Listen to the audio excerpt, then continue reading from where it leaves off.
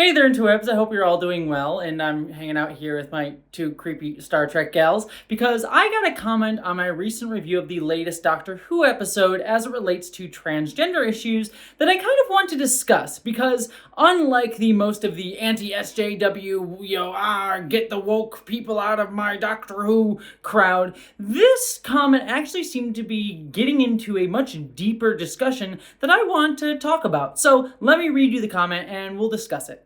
I really don't think this episode stuck the landing. I am proud of Doctor Who supporting the trans community, but I go back to the episode from Last of Us. Last of Us told a gay romance as if it weren't weird for a romance to be gay. Starbeast used trans existence as a story crutch. That's my opinion. I want stories to include LGBTQ+ individuals as if they are normal parts of society as they should be, not as writing crutches. And most of this is focused on the stuff at the end, not the lifestyle stuff that happened leading up to the end of the story. I will say, as someone who isn't trans, I do understand that my opinion on your inclusion is not really the important bit. It's just my opinion on the way it hit the story. This person is sort of pointing out this scene that happened at the end of Doctor Who's episode The Starbeast, where the Doctor and Donna Noble are saved by the fact that they are non-binary through the character of Rose Noble, who is also a transgender character. So the episode making a very clear metaphorical statement on non-binariness being a really powerful thing, an empowering thing, and relating it to a transgender character very specifically, and making it very overt that this is what the show is doing. We are binary. She's not, because the Doctor's Male and female. And neither. And more. And the reviewer kind of notes that this scene was something that threw them out, thought was like too on the nose, was too othering of transgender people, and made a transgender character seem very different in a way that was not normalizing of them, but pointing out their difference that made it feel like it was speaking to maybe an agenda or being over the top or just hitting things on the head too hard. And their argument is that transgender people should be part of the just tapestry of the story, that we shouldn't necessarily draw too much attention to them, that they should just be normalized, and they should just be considered part of the storytelling instead of like having a big thematic moment that relates to their difference and identity. And this commenter even makes a point to say that there was a scene earlier on in the episode where Donna and her mother are talking about Donna's daughter Rose being trans person, and like the conversation that would come up in like a family that is trying to be trans accepting, but maybe still has some questions figure thing out. And there's a little bit of difference in terms of like, talking about a trans character there. It's not just something that is accepted as the world, but just a little bit of like, oh, how do we deal with, Rose being transgender now? Is she right? Boys from school. I never know. When I say she looks gorgeous, is that right? I mean, is it sexist? Never said it to him when he was... Oh, sorry. And ultimately, again, their argument is for just normalizing transgender and queer people and other marginalized folks as part of the story. I have to say that I kind of disagree with this argument. And the reason is that I think it really depends on the story and what you're trying to tell. I do think that there is a really important need to start having stories that we get to see on television and movies and in books and other places that just have transgender people as part of the narrative of the story without drawing a big attention to be like, oh, look at the trans person, look at how different they are, and see how... and like make like a point of their difference. It's why I like Star Trek, for example. Star Trek, I think, it's gotten better about this over the years and it's made mistakes and bumps, but I think Star Trek as a franchise generally is a series that tries to say, hey, look, we're all part of the Federation, black people, queer people, we're all part of this greater tapestry of humanity. We made it to the future where those things don't really matter as much anymore, if at all. And I do think that type of story is really important to see, to just let us be part of these things. Where I disagree, though, is to say that we shouldn't have stories that hyper-focus on, a transgender perspective or a metaphorical transgender idea or something that relates to a marginalized identity being the sort of crux of the narrative and thematic weight of the show, and actually highlighting how someone's different. Looking back at that Doctor Who episode, what was so great about that ending of Doctor Who was the fact that it was taking a moment to say, hey, being non-binary, being trans is really cool and actually can be that perspective, that difference, that thing that makes trans and non-binary people different than cisgender, and non-queer folks is actually what can save the day. Something that the Doctor and Donna wouldn't have thought of or weren't. And that's what actually saves them. It showcases that who we are and our perspective actually allows, for humanity to grow, for our characters to grow, to come up with new ideas, new perspectives. And I think that that's really important. And it was even more important in a show like Doctor Who to do that, which is a very heavily UK based series. It's a show that's very important to, the UK culture in the United Kingdom, to say that right now when transgender people are under attack in that country. And by having that moment, by sort of beating it over the head to people, I think it was an important thing to do because it allowed not to normalize transgender people to say, hey, look how cool we are because we are different. And that, celebrating of difference. And then on top of that, I am someone who is much more anarchistic in my political views. And I also believe that, it's important to point out that transgender people today are ostracized. We are not normalized in society. And I think we need to have stories that talk about that don't ignore that fact. I mean, even if we talk about Star Trek, for example, if you look at something like Deep Space Nine, that was a show that had Captain Sisko, a black man, as the lead of that series. And for most of that show, him being black wasn't that big a deal in terms of the direct narrative of the series. And yet, there were several times throughout that show where Sisko, being a black man, became relevant to his perspective because he was aware of how black people were treated, and he brought that into the decisions that he made in the present day of the series. You really want to know what my problem is? I'll tell you. Las Vegas, 1962, that's my problem. In 1962, black people weren't very welcome there. Oh, sure, they could be performers or janitors, but customers never. Maybe that's the way it was in the real Vegas, but that is not the way it is at Vic's.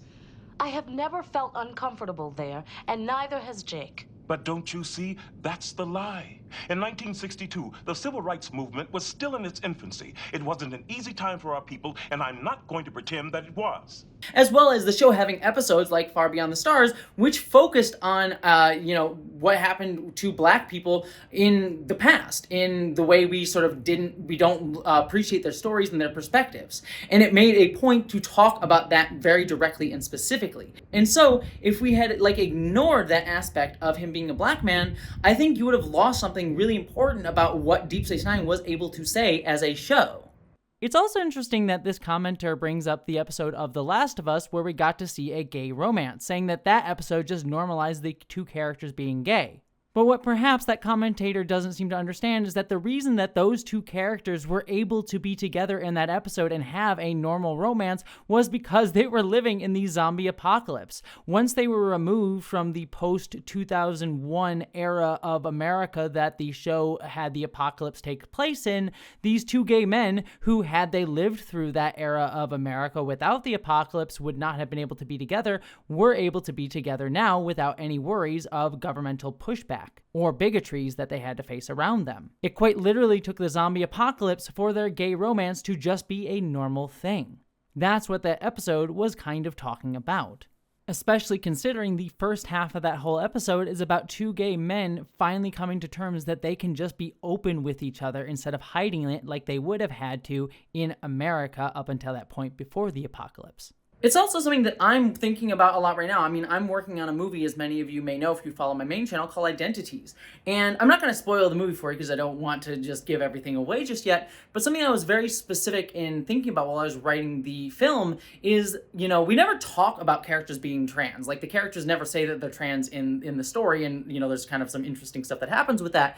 And as I go through the story, I hope it's a story that, everyone can kind of put themselves into and see an element of themselves in terms of how the characters have their journey. And, they're not specifically stated to be trans, but the journey that they go on is very specifically from a trans perspective. The movie is very much trying to talk about something that I feel as a transgender person, that I think other people can relate to, but I think can only be told in this way because of me being a trans person, having written it and directed it. And so it's sort of this interesting thing to be like, I think that this is a story that everyone can relate to, but through a trans filter and through a trans lens. A lot of our society tends to otherize transgender people and say, hey, transgender people are this different weird thing that, we can't relate to. They're just so strange and off there in the corner as, a different aspect of humanity, and that's how people use to dehumanize transgender people. Whereas I say, I am not normalized in this society, and that has given me a unique perspective on the world. And so because of that, I want to showcase that perspective in a way that I think other people relate to, because I think we all also feel like we aren't allowed to be our full selves within certain systems and societies. And so, again, it's kind of a complicated idea that I'm just sort of like talking about off the cuff here. But when we think about normalization, when I hear people arguing for normalization, even people who are trans supportive, queer supportive, that sort of thing, and want more diversity in media, what they're really arguing for, at least from what I feel sometimes, is that they say, we don't want you to be weird. Like, have trans people be in there, maybe, mention that you're trans every once in a while, but don't actually showcase what it means to be trans. Don't showcase what your perspective would mean. And sometimes a trans perspective comes with the baggage of like, yeah, I'm not included in this society. I've been treated like shit. The only reason I'm considered trans, the only reason we're considered queer, the only reason that people are considered black and are racialized is because our society creates those categories in the first place. So if we're going to have characters from these perspectives, you need to be able to be aware that like these characters are going to say things that are pointing out they aren't always normalized. Yes, you can have stories that don't always bring that up, or where that perspective isn't necessarily needed, or the characters aren't going to be thinking about it, but a lot of the time, it will. And to ignore that, I think not only dilutes the story, but I also think is a disservice to what the ultimate goal of these types of stories should be, which is trying to showcase these perspectives and showcase that humanity is not all the same, but we are different, and it's our differences that actually make us relate to each other, and I think that that's really beautiful. And also, it's not the goal of every trans and non-binary marginalized person to assimilate into society. The other thing, too, with all of this that this person didn't mention, but at least want to mention here, is my other problem with that episode of The Star Beast and Russell T Davies' recent writing through these 3 specials of Doctor Who that we've gotten so far, which is his heart is often in the right place in terms of like wanting to promote transgender people and say, hey, look, we have transgender people here, isn't that beautiful and wonderful? But also he gets some things wrong, like in the Star Beast episode, for example, like they create this whole non-binary metaphor thing, but the character of Rose Noble is not non-binary. She is trans, but she's a binary identified trans woman, at least as far as we can tell in the episode. So for the episode to be like, non-binary is what saves us and it relates to this transgender character, seems to not understand the difference between being trans and being non-binary. And then you also had in the second episode, Wild Blue Yonder, Donna sort of like asking about the pronouns of a corpse of a dead alien captain that appears in the episode, and David Tennant's doctor saying at one point, oh, she used she pronouns, and I go, how would you know that? Why in the world would you know that? This is something that my friend Vera pointed out to me. Is like, why would he know that in any way, that it's a corpse? You can't know their gender identity from a corpse. And it feels like it's Russell T Davies sort of like trying to have like a pronoun joke and trying to show like, hey, look, we can talk about pronouns, but not actually understanding how pronouns and gender identity work in his work. And that just speaks to, you need to have more transgender people in the room when you're writing these things. Any sensitivity reader or a transgender writer would have caught that and been like, that makes no sense, let's fix that. Again, his heart's in the right place. I'm not condemning him, but you can see that like even in his attempt to like normalize or talk about transgender issues or whatever you still have him screwing things up because he isn't including trans perspectives, and that speaks to, again, how trans people aren't always in the room even when we're telling our own stories.